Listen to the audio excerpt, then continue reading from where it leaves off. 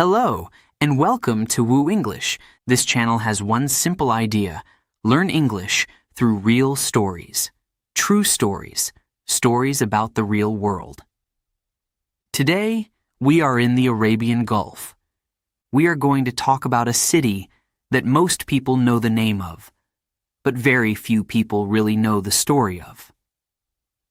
Abu Dhabi. 60 years ago, this place was sand and small mud houses. Today, it is one of the most powerful cities on earth. That transformation, that change, is one of the most extraordinary true stories of the modern world. And we are going to tell it in clear, simple English. Level A2. At the end of each chapter, there is a short quiz. 6 vocabulary words, 5 questions. Listen, learn, understand. This is Woo English, real stories, real world. Let's begin. Chapter 1. This is Abu Dhabi. Look at this city. You can see tall buildings, very tall buildings. Some of them touch the clouds. You can see big roads, wide roads with many cars. You can see hotels, shops, and restaurants. You can see parks with green trees and blue water. This is Abu Dhabi, one of the richest cities in the world. But wait, go back 50 years. Just 50 years. There were no tall buildings here. There were no big roads. There were no hotels or restaurants. There was nothing. Just sand. Hot sand. And the sea. A few small houses stood near the water. The walls were made of mud. The roofs were made of dry grass. About 15,000 people lived here. They had no electricity, no running water, no hospital, no school. Life was very hard. Today, more than 3 million people live in Abu Dhabi. 3 million. In 50 years, everything changed. Everything. How did this happen? How does a small village of mud houses become one of the most powerful cities on earth? The answer is under the ground. In 1958, workers found something in the desert. They were digging, looking, hoping. Then, one day they found it. Oil, black gold. The ground under Abu Dhabi had more oil than almost anywhere else on the planet, more oil than most people could imagine. Everything changed that day. Everything. But oil and money are not the whole story. Many places in the world have oil. Many places have money. Not all of them become great cities. Abu Dhabi had something else. It had a man with a dream. A man who looked at the desert and did not see sand. He saw schools. He saw hospitals. He saw roads and parks and homes for his people. His name was Sheikh Zayed. We will talk more about him later. But remember his name. Today, Abu Dhabi is the capital city of the United Arab Emirates. The UAE has 7 emirates, 7 states. Abu Dhabi is the biggest. It is also the richest. The city sits on an island. A hot, flat island in the Arabian Gulf. To the north is the blue water of the sea. To the south is the desert. Red sand. No trees, no water. Just silence and heat. Between the sea and the desert, a modern city.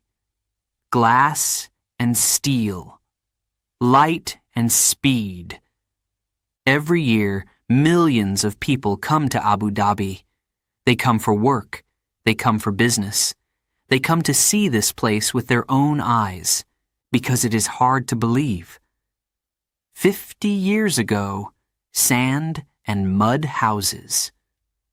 Today, one of the tallest, richest, most modern cities on Earth.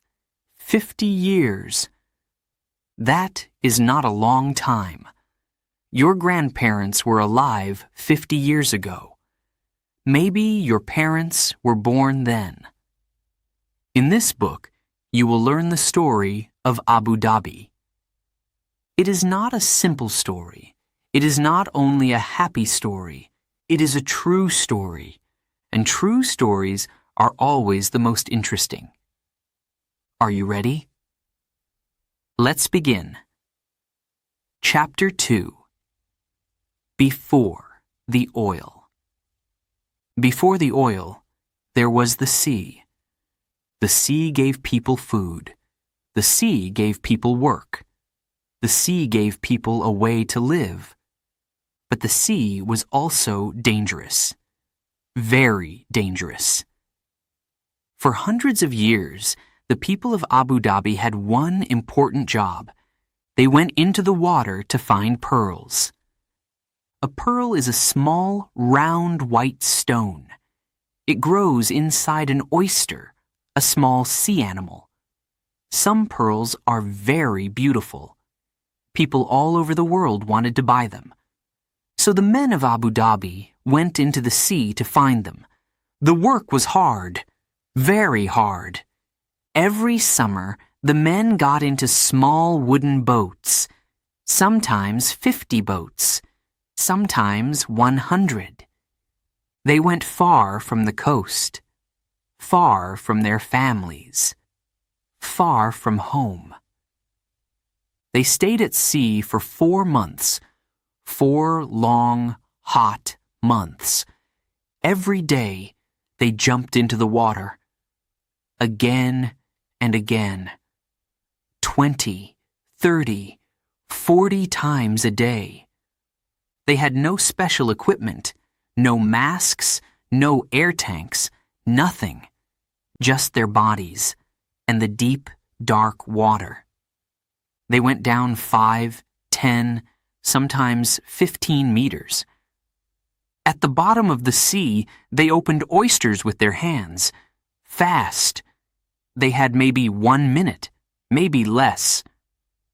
Then they came back up, took a breath, and went down again. Some men died. The sea was not kind. At night, they slept on the boats. The food was simple: rice and fish, sometimes only fish. The sun was very hot during the day. The nights were cold. There was no doctor on the boats. If a man was sick, he stayed sick. If a man died, the sea took him. The women waited at home. They took care of the children. They made food. They fixed the houses. 4 months is a long time to wait. Some men did not come back. Life on land was also hard. Abu Dhabi had very little fresh water. Finding water was one of the biggest problems every day. People walked long distances to find water. Sometimes the water was dirty. Sometimes there was no water at all. In summer, the temperature was over 45 degrees. 45 degrees, outside, every day. There was no air conditioning. There were no fans, just the hot, heavy air. People stayed inside during the hottest hours. They waited for the night. The houses were small and simple. Some families lived in tents made from animal hair. Some built small houses from coral stone and mud. There was no electricity. When the sun went down, everything went dark. People used fire for light, fire for cooking, fire for warmth in the cold desert nights. This was life in Abu Dhabi 100 years ago. It was not a bad life, but it was a hard life. The people were strong. They knew the desert. They knew the sea. They knew how to survive. They did not know that under their feet, deep in the rock and sand, something was waiting. Something that would change everything. Something that would change the world. But that comes later. Chapter 3. Black Gold. It was 1953. A group of men came to Abu Dhabi. They were not from here. They came from far away, from Britain, from America. They had maps. They had machines. They had one question. Is there oil under this desert? The ruler of Abu Dhabi at that time was Sheikh Shakbut. He looked at the men. He looked at their machines. He said yes. You can look. The men started to work. They drove into the desert, far into the desert, where there were no roads, no water, no shade. The temperature was over 40 degrees. Every day, they dug into the ground. They tested the sand. They tested the rock. They found nothing. They tried again, in a different place. Nothing. Again, nothing. The work was slow. The desert was big. Very big. 1 year passed, then 2 years, then 3. Still nothing. Some of the men wanted to stop.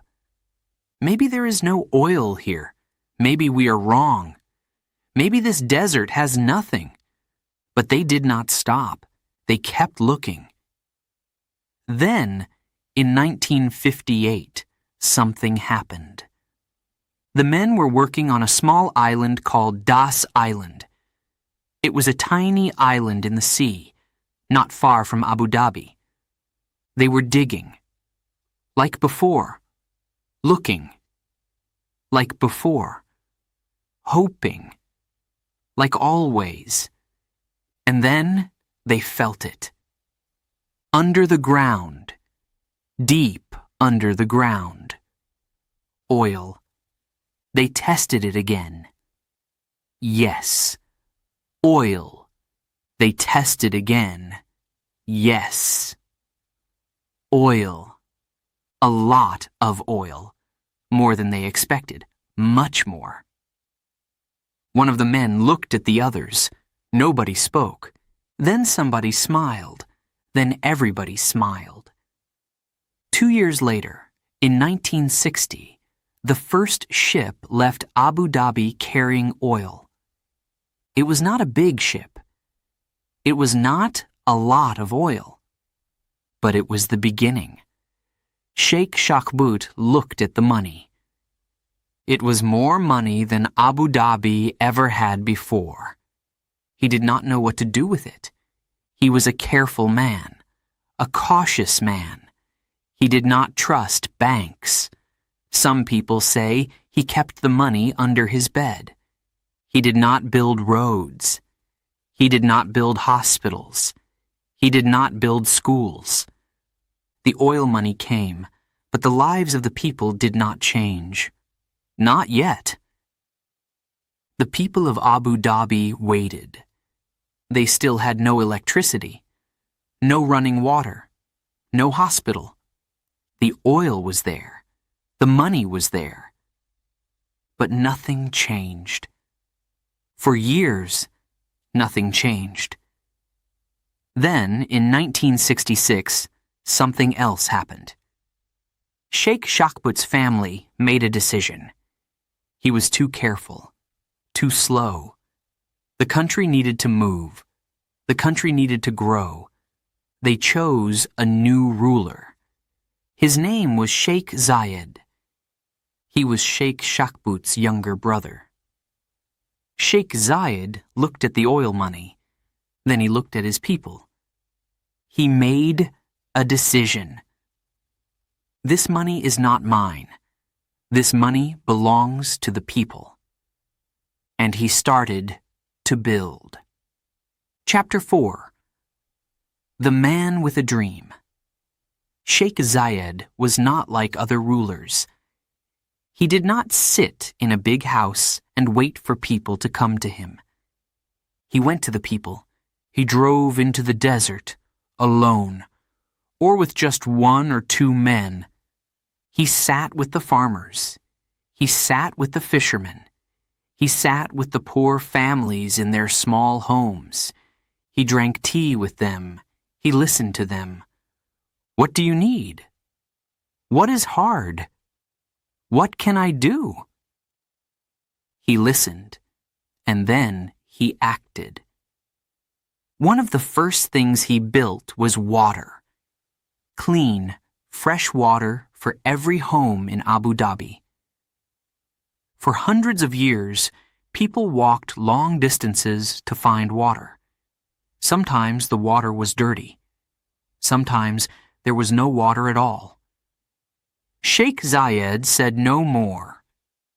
He built pipes, long pipes under the roads. Clean water came into every house, every day, free. People could not believe it. Then he built hospitals. Before Sheikh Zayed, there was no real hospital in Abu Dhabi. If you were very sick, you had a big problem. He built hospitals, he brought doctors, he brought nurses from Britain, from Egypt, from India, from everywhere, and the hospitals were free for everyone. A poor man and a rich man went to the same hospital, got the same doctor, got the same medicine, free. Then he built schools. Before, most children in Abu Dhabi did not go to school. There were no schools to go to. Sheikh Zayed built schools across the country, in the city, in the desert, in small villages far from everything.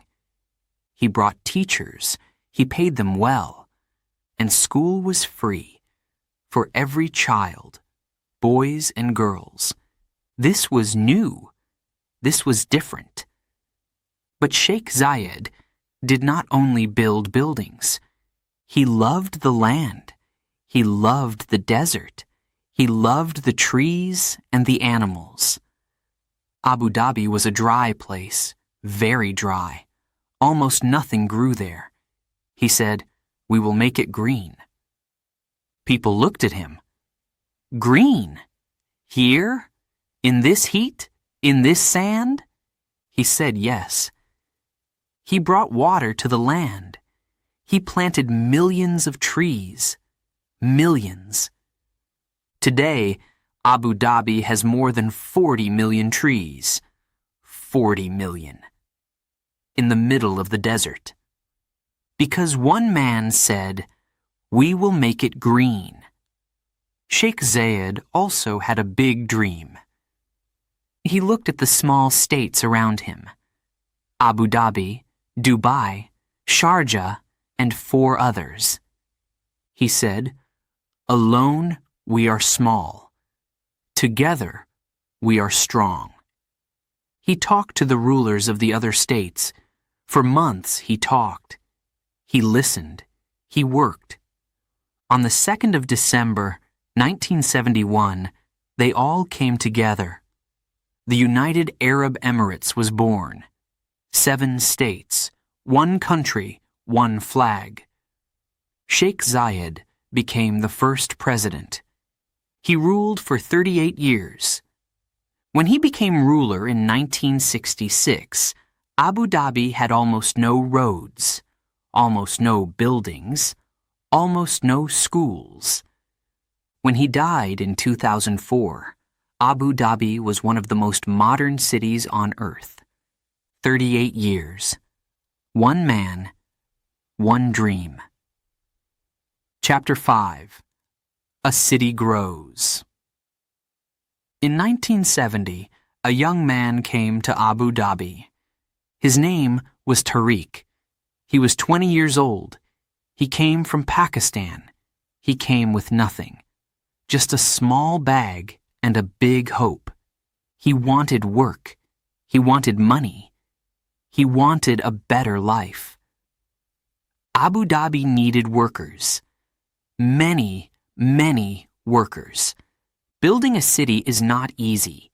It needs thousands of hands, strong hands, working hands. Tariq was one of those hands. He worked 12 hours a day, 6 days a week. He carried heavy stones. He mixed cement. He worked in the hot sun, 40 degrees, sometimes more. He lived in a small room with 7 other men. He sent most of his money home, to his mother, to his brothers and sisters. He did not complain. This is work. This is life. This is what I came for. Men like Tariq built Abu Dhabi. Not one man, not 100 men, hundreds of thousands of men. From Pakistan, from India, from Bangladesh, from the Philippines, from Egypt. They came with nothing. They worked with everything. Today, 8 out of every 10 people in Abu Dhabi came from another country. 8 out of 10. Remember that number. And the city grew. First, small roads, then big roads, then bigger roads. First, 1 hospital, then 5 hospitals, then 20. First, 1 school, then 100 schools, then universities. First, 1 small hotel, then 50 hotels, then hotels so tall you cannot see the top from the street. In 1975, Abu Dhabi had about 80,000 people. In 1985, 300,000. In 1995, 600,000. In 2010, 1 million. Today, more than 3 million. The buildings got taller and taller.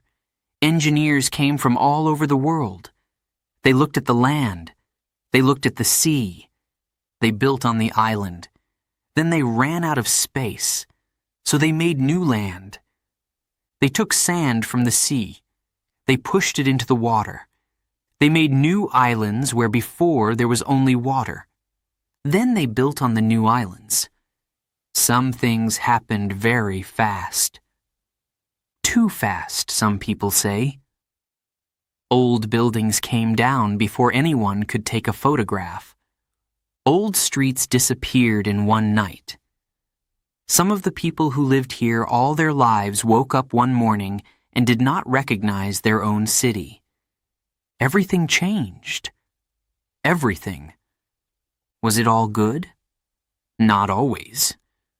The workers who built the city lived hard lives, long hours, small rooms, far from their families. Some did not get the money they were promised. Some got sick. Some got hurt. The city grew fast. But not everyone grew with it. This is the real story of a city. Not just glass and steel. Not just tall buildings and wide roads. Behind every building, there are hands. Tired hands. Strong hands. Hands from every part of the world. Tariq worked in Abu Dhabi for 30 years. Then he went home to Pakistan. He built a small house for his family. He paid for his children's school. He never came back to Abu Dhabi. But part of Abu Dhabi will always be his. He helped build it. Chapter 6. Abu Dhabi Today. Come with me. Walk out of the airport. Feel it. The heat hits you first. Heavy, hot air, like opening an oven door. Welcome to Abu Dhabi. The first thing you see is the road. It is big, very big.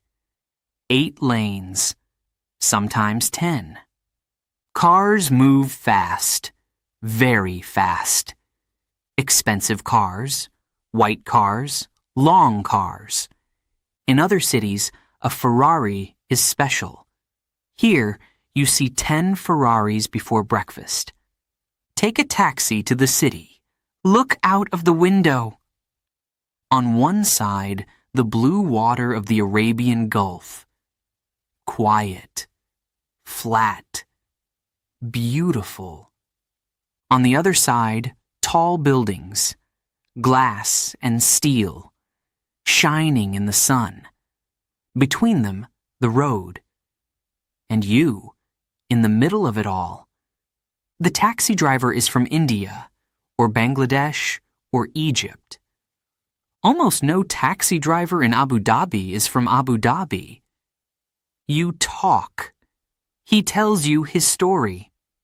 He came 10 years ago. He has a wife and 3 children at home. He calls them every night. He likes Abu Dhabi. The city is safe. The work is good. But he misses home. He always misses home. Your first stop is the Sheikh Zayed Grand Mosque. You see it from far away, white and gold against the blue sky. It is one of the biggest mosques in the world. It can hold 40,000 people. 40,000. You walk inside. It is quiet. Very quiet. The floor is white marble. Cold under your feet. Above you, the ceiling is decorated with gold and colored glass. One of the carpets inside is the biggest carpet in the world. One carpet, bigger than a football field. You stand and look. You do not speak. Some things are too big for words.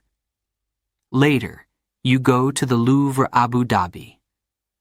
Yes, the Louvre. In Paris, there is a famous museum called the Louvre, one of the most famous museums in the world. Abu Dhabi said, "We want one too." They built it on an island, a beautiful white building above the water.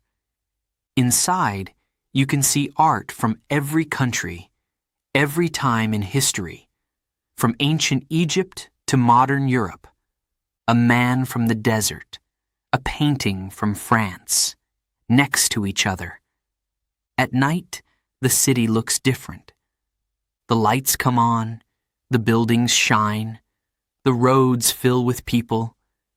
Families walk along the Corniche, a long road next to the sea.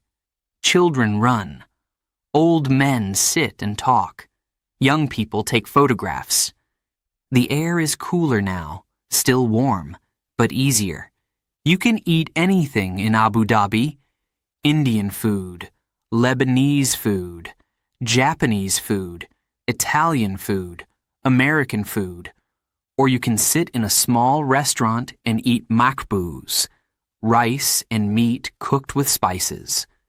A traditional dish, simple and delicious. Eat with your hands, like the people here always did. At midnight, the city is still alive. Shops are open, restaurants are full, people are everywhere. Abu Dhabi never sleeps. You go to your hotel. You lie on the bed. You think about what you saw today. The mosque, the museum, the families on the Corniche, the taxi driver who misses his children. One city. So many stories. Tomorrow, you will see more. Chapter 7. What comes next? Abu Dhabi has a problem. Not a small problem. A big problem. The oil will not last forever. Nobody knows exactly when the oil will finish.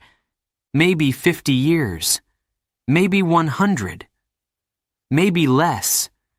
But one day, it will finish. Every drop of oil that leaves Abu Dhabi today is one less drop for tomorrow. The people of Abu Dhabi know this. Their leaders know this. And they are thinking, planning, working. In the desert, 60 kilometers from Abu Dhabi city, there is a special place. It is called Masdar City. It is a new city, a small city, still growing. But it is different from every other city on Earth. It uses no oil, no gas, no coal. Every light, every car, every building runs on energy from the sun. Solar energy. Clean energy. Free energy. The sun is something Abu Dhabi has a lot of. Every day, the sun hits the desert. Hot and strong. All year. For hundreds of years, the sun was an enemy. Too hot. Too hard. Too dangerous. Now, Abu Dhabi is turning the sun into power. Big fields of solar panels sit in the desert. Miles and miles of them, shining in the heat. Today, Abu Dhabi makes more solar energy than almost any other place on Earth. Abu Dhabi is also building other things. New museums, new universities, new hospitals. The city wants to be more than an oil city. It wants to be a city of science, a city of art, a city of ideas. The Louvre opened in 2017. Soon, a Guggenheim Museum will open too, one of the most famous museums in the world. Coming to Abu Dhabi. Why? Because Abu Dhabi wants people to come, not just for oil, not just for money, for culture, for knowledge, for beauty. And the young people of Abu Dhabi? They are different from their grandparents, very different. Their grandparents had no school, no electricity, no hospital. Today's young people study at universities in Abu Dhabi, in Britain, in America. They speak English and Arabic. Some speak 3 or 4 languages. They work in technology, in medicine, in business, in art. They travel the world. And they come home. But some questions are not easy. 8 out of 10 people in Abu Dhabi came from another country. What happens to them when the oil finishes? What happens to the workers from Pakistan and India and Egypt? Will they stay? Will they go home? Nobody knows. And the desert? The climate is getting hotter every year. In Abu Dhabi, summer temperatures are now sometimes 50 degrees. 50 degrees. Without air conditioning, life is almost impossible. What happens in 20 years? In 50 years? Nobody knows. Sheikh Zayed looked at the desert in 1966. He saw a city. Today's leaders look at Abu Dhabi. What do they see? 50 years ago, nobody believed this city was possible. Nobody. And yet, here it is. Maybe that is the most important lesson of Abu Dhabi. The impossible takes a little longer. That is all. This is the story of Abu Dhabi, a story of sand and oil, of hard work and big dreams, of men who dived into the sea and men who came from far away to build something new. It is not finished. It is still being written. Maybe you will be part of the next chapter.